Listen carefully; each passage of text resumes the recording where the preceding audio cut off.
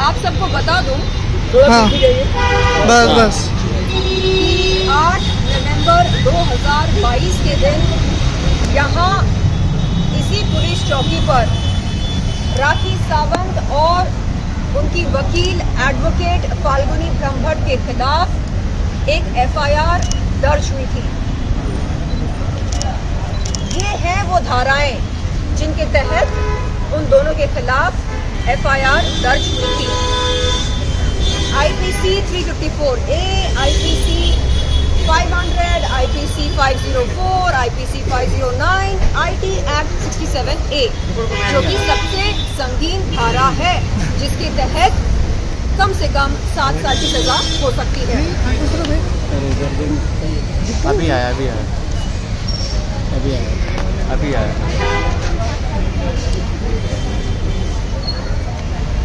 3 नवंबर 2022 के दिन राखी सावंत ने अपने जिम के बाहर खड़े होकर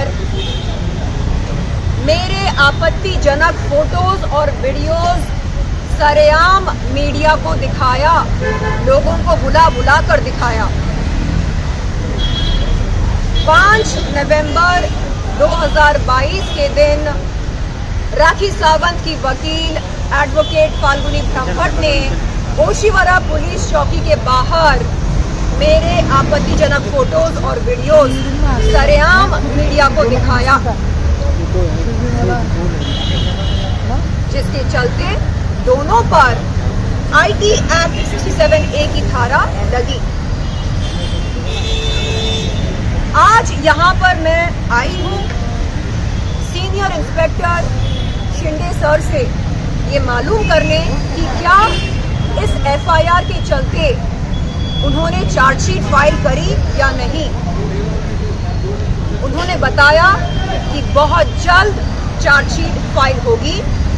उन्होंने ये भी बताया कि एडवोकेट फाल्गुनी ब्रह्मभट्ट को 41A CRPC की नोटिस दी गई है। अरेस्ट करने से पहले ये नोटिस दी जाती है। आपको बता दूं कि एडवोकेट फाल्गुनी ब्रह्मभट्ट के पास बेल नहीं है, जिसका मतलब ये है कि किसी भी वक्त उन्हें अरेस्ट किया जा सकता है। आपको ये भी बता दूं कि इस महीने की 7 तारीख को बार काउंसिल में मेरी मुलाकात हुई थी एडवोकेट फाल्गुनी ब्रह्मभट्ट से। बार काउंसिल पर मैंने उनके खिलाफ एक शिकायत की थी criminal miss demeanour, criminal misconduct के तहत। कोई भी वकील संविधान या कानून का उल्लंघन नहीं कर सकता है। उन्होंने किया। वहां पर उन्होंने मुझसे कहा कि वो अपने किए पर शर्मिंदा हैं। उन्होंने कहा कि मैं उन्हें माफ कर दूं। हम लोग बार काउंसिल के रिस्पेक्टेड ऑफिसर से मिले। रिस्पेक्टेड ऑफिसर के सामने एडवोकेट फाल्गुनी ब्रह्मभट्ट ने कहा कि वो अपने किए पर शर्मिंदा है और वो मुझसे माफी मांगना चाहती हैं। रिस्पेक्टेड ऑफिसर ने मुझसे पूछा, मिस शर्लिन चोपड़ा आप क्या चाहती हैं? मैंने कहा सर, जो कानूनी प्रक्रिया लागू होती है फाल्गुनी ब्रह्मभट्ट के मिसकॉन्डक्ट पर, क्रिमिनल मिसकॉन्डक्ट पर, मैं उस कानूनी प्रक्रिया को फॉलो करना चाहूंगी। मैंने रिस्पेक्टेड ऑफिसर से कहा कि सर, जिस तरह फाल्गुनी ब्रह्मभट्ट ने सरेआम मीडिया के सामने मेरी इज्जत उछाली, मेरी इज्जत की नीलामी करी, अगर उसी तरह सरेआम मीडिया के सामने एडवोकेट फाल्गुनी ब्रह्मभट्ट मुझसे माफी मांगती है तो मैं उन्हें माफ करने के बारे में जरूर सोचना चाहूंगी। बार काउंसिल से बाहर निकलकर एडवोकेट फाल्गुनी ब्रह्मभट्ट मुझसे कहती हैं, शर्लिन चोपड़ा, अम्बोली पुलिस चौकी में आपने मेरे खिलाफ जो एफआईआर दर्ज कराई है, अगर आप उसे वापस लेंगी तो मैं आपसे माफी मांगूंगी। मैंने उनसे कहा, एडवोकेट साहिबा, एफआईआर और बार काउंसिल की शिकायत, ये दो अलग अलग मुद्दे हैं, दो अलग अलग बातें हैं। बात हो रही है बार काउंसिल की शिकायत की,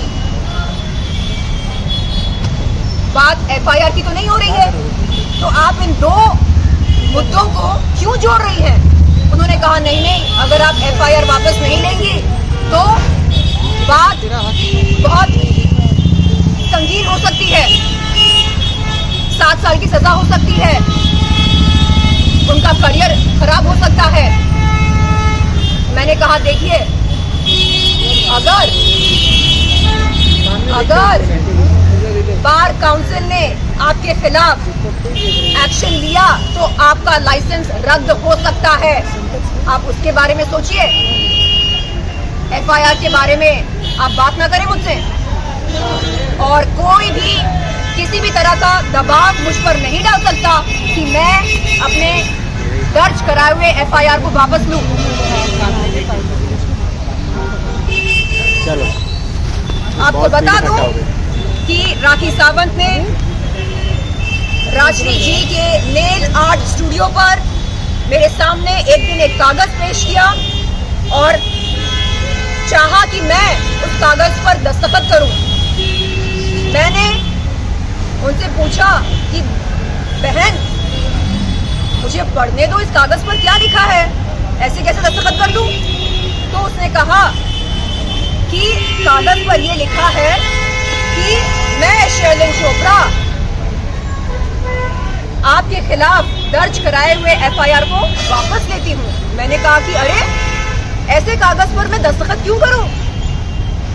तो उसने बोला नहीं नहीं, इस पर जो धारा लगी है आईटी एक्ट 67A, ये बहुत ही संगीन है, अगर आप एफआईआर वापस नहीं लेंगी तो अनर्थ हो सकता है।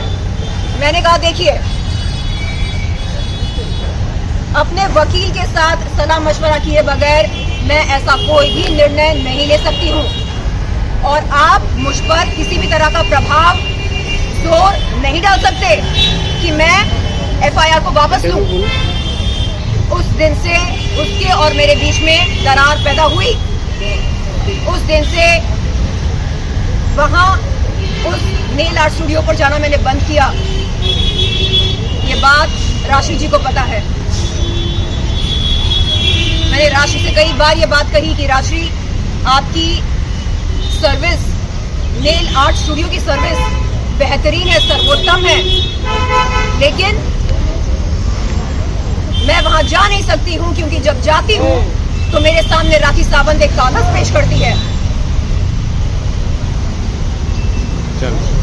राखी सावंत, अगर आप ये सुन रही हैं, आप जान लें कि आप गुंडागर्दी नहीं कर सकती हैं।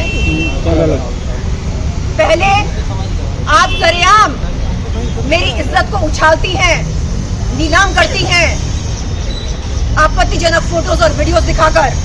उसके बाद जब मैं हिम्मत करके अपने लिए एक स्टैंड लेती हूँ, एफआईआर आपके खिलाफ दर्ज कराती हूँ, आप मुझ पर जोर डालते हैं कि मैं उस एफआईआर को वापस लूं। ये कैसी गुंडागर्दी है? मैं हमेशा मीडिया के सामने कहती हूँ कि मैं जरूरतमंद और पीड़ित महिलाओं के लिए एक बहुत ही बुलंद आवाज बनना चाहती हूँ। अरे, जो लड़की खुद के लिए स्टैंड नहीं ले सकती है वो क्या ही समाज के लिए स्टैंड लेगी? मैं चाहती हूँ कि मैं खुद के लिए एक स्टैंड लूं, एक बहुत ही वजनदार, दमदार स्टैंड लूं। और राखी सावंत, आपको बता दूं कि ये जो आप धमकियां देते रहते हैं ना कि अनर्थ हो जाएगा, अंजाम बुरा होगा, इन धमकियों से मैं नहीं डरने वाली हूं।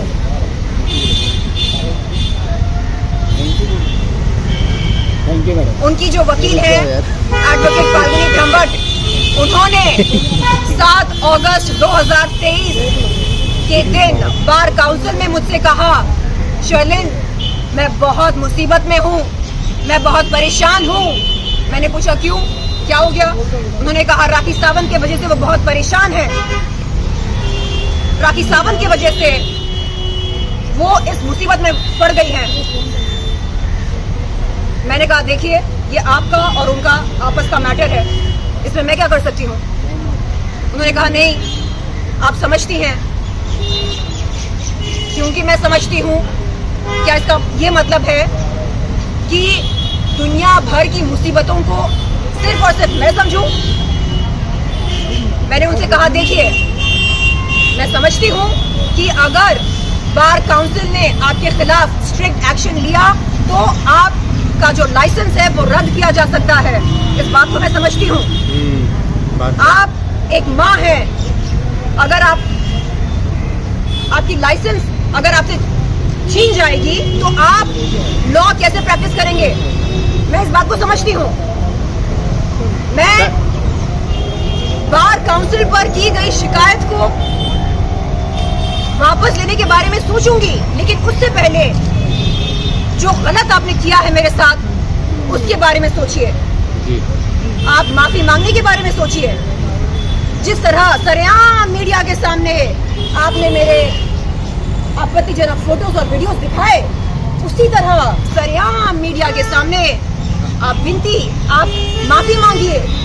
आप विनम्रता से कहिए कि जो आपने किया वो शर्मसार है। चलिए जी वो दिखा दीजिए जी? वो पेपर दिखा दीजिए। तो पीछे चलिए, थोड़ा पीछे चलिए। बस। हाँ। इसके बाद बोलो अंदर जाके। ये है वो FIR जो 8 नवंबर 2022 को यहाँ पुलिस चौकी अम्बोली पुलिस चौकी में दर्ज हुई थी राखी सावंत और एडवोकेट फाल्गुनी ब्रह्मभट्ट के खिलाफ। धाराएं आप देख सकते हैं। 2 मिनट होल्ड चलिए रुको हिला मत IPC 354A, IPC 500, IPC 504, IPC 509, IT Act 67A। इन तमाम धाराओं में से 3 धाराएं कॉग्निजेबल हैं। IPC 354A, IPC 509, IT Act 67A। चलिए अभी अंदर वो करा दीजिए। अंदर जाके आओ, अब करके आ जाओ। यहाँ पर है राखी सावंत का नाम, रुको हिला मत, थोड़ा नीचे ये देख सकते हैं आप। रुको यहाँ पर हाँ नहीं दिख रहा है। हाथ आपके हाथ हटाइए। ये मिल गया।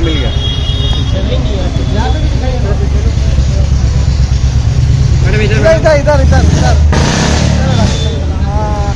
Thank you. अब आप ये बताइए, हाँ, जो हरकत राखी सावंत ने मेरे साथ करी, आज वही हरकत वो राशि के साथ कर रही है। उसने मुझे बाजारू और वैश्या कहा, वही हरकत वो राशि के साथ कर रही है। कहती है कि राजश्री का जो वर्क प्लेस है वो असल में प्रोस्टिट्यूशन का अड्डा है। बताइए आप, हाँ, क्या संविधान हमें ये हक देता है कि हम किसी के वर्क प्लेस के बारे में इस तरह के अभद्र भाषा का इस्तेमाल करें? किसी की रोजी रोटी पर लात मारने का क्या हमें कोई हक है? नहीं। चलिए किसी महिला को जलील करने का क्या हमें कोई हक है? नहीं। चलिए आए दिन आदिल भाई पर इल्जाम लगा रही है। कभी कहती है किसी ट्रक की वजह से उसका कोई दोस्त मर गया, कभी कहती है कि आदिल खूनी है, उसने किसी को उड़ा दिया ट्रक से, कभी कहती है वो बलात्कारी है, कभी कहती है कि वो मारता है पीटता है, कभी कहती है कि वो चोर है, कभी कहती है कि वो कौन आर्टिस्ट है, लोगों को चूना लगाता है। क्या है ये सब? बात सही है। हाँ? चलिए महिलाएं बाजारू हैं, वेश्यां हैं, ये ऐसा है वो वैसा है। आप कौन हो भाई? आप कौन हो? कौन सी खेत की मूली हो? कौन हो आप? हाँ? बाबा राखी सावंत, स्वामी राखी सावंत, कौन हो आप? हाँ? क्या आपकी असलियत से लोग वाकिफ नहीं है? अरे मेरी कोई लड़ाई ही नहीं थी उसके साथ, कोई लड़ाई नहीं थी। मैं विरोध कर रही थी उन लोगों का जिन्होंने मेरा यौन शोषण किया। उस लड़ाई में ये बीच में आई। उड़ता हुआ तीर लेने की आदत है ना इसको। चलिए कर लीजिए अभी अंदर जाके अब आइए जाके आइए। अंदर जाके आइए फैजान अंसारी कौन है ये? उन्होंने बोला है कि 7.5 लाख का क्राइम किया है आसिफ भाई ने ये और बोल रहा है मालूम नहीं लोग चलिए मैंने Out of the अभी सुना syllabus आपके मुंह से। question. वो आपने अभी आपने जिस एलिगेशन के बारे में बात किया कि राशि के नीला चूड़ियों को तो मेरी साइड में है ठीक है देखिए दिक्कत ना हो जाए वो अपराध करती है और फिर हाथ ऊपर करके बोलती है मैंने तो कुछ नहीं किया, मैंने तो कुछ नहीं किया। क्या उसने मुझे बाजारू नहीं कहा? मीडिया के सामने आकर सीना ठोक कर बोला बता सुनो सुनो, शर्लिन चोपड़ा को वैश्य व्यवसाय में रंगे हाथ पकड़ा गया। पता है कहाँ? अलीबाग पुलिस ने पकड़ा, अलीबाग में पकड़ा। क्या हुआ? अंबोली पुलिस ने इस बात की पुष्टि करने के लिए अलीबाग पुलिस को संपर्क किया और अलीबाग पुलिस ने कहा कि उनके पास ऐसी कोई भी एफआईआर नहीं है जिसमें शर्लिन चोपड़ा का नाम मौजूद हो बतौर आरोपी। क्या है ये? इतना बड़ा झूठ, इतना बड़ा झूठ! शर्म करो, संविधान के साथ, कानून के साथ खिलवाड़ मत करो। बहुत पब्लिक हो गया लाइट आ गया चलो चलो अरे ये है जो फैजान अंसारी जो कह रहे हैं कि उन्होंने ये लड़की पेट को प्रमोशन नहीं फंसाया करता। है और पीछे आ जाओ मैडम क्राइम भी किया हुआ है उनके फ्रेंड के अगर उनके पास सबूत है उन्हें पेश उनके करना पास चाहिए। चेक वगैरह अरे मैं कि क्या हूँ बात अगर सबूत है तो पेश ऑडियो करना भी है चाहिए। जिसमें आसिफ भाई ने उनको गाली दी कि बोला है कि मैं पैसा नहीं दूंगा। हाँ तो ये लोग आगे चले जाओ। ये सब फॉरेंसिक डिपार्टमेंट में जाए, थोड़ा पीछे इसकी मैम इधर इसकी सत्यता मैं कह रही हूँ जिसके पास जो भी सबूत है, दिख रहे नहीं आप हाँ अभी बराबर जिसके पास जो सबूत है वो पेश करे और पुलिस जांच पड़ताल करे। और तो सर एक क्वेश्चन है, आप यहाँ पे आज चार्जशीट के बारे में बात जी, करने बिल्कुल। वाली हो, तो चार्जशीट फाइल होने के बाद क्या अरेस्ट हो सकते हैं राखी और उनके लॉयर? चार्जशीट के फाइल होने के बाद कोर्ट आगे में क्या रुको यार पीछे बोल के आगे आएंगे चार्जशीट के फाइल होने के बाद कोर्ट प्रोसीडिंग शुरू होगी। इसलिए मैं जानने आई हूँ कि चार्जशीट फाइल हुई या नहीं, और अगर नहीं हुई तो कब तक होगी।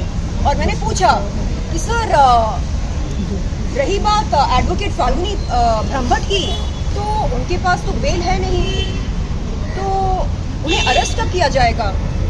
तो सर ने कहा कि 41A CRPC की नोटिस उन्हें दी गई है, अरेस्ट बहुत जल्द करेंगे और चार्जशीट भी बहुत जल्द फाइल होगी। उन्होंने कहा कि वो कानूनी प्रक्रिया को फॉलो कर रहे हैं अरे हम और गर्म हो गए मुझे तभी आश्वासन दिया कि मुझे जस्टिस, इंसाफ, न्याय अवश्य मिलेगी। चलो थैंक यू थैंक यू अंदर जाके वापस थैंक यू चलिए थैंक यू मिलेगा, ये आश्वासन दिया, जिसके लिए मैं उनका आभार व्यक्त करती हूँ। चलिए धन्यवाद धन्यवाद।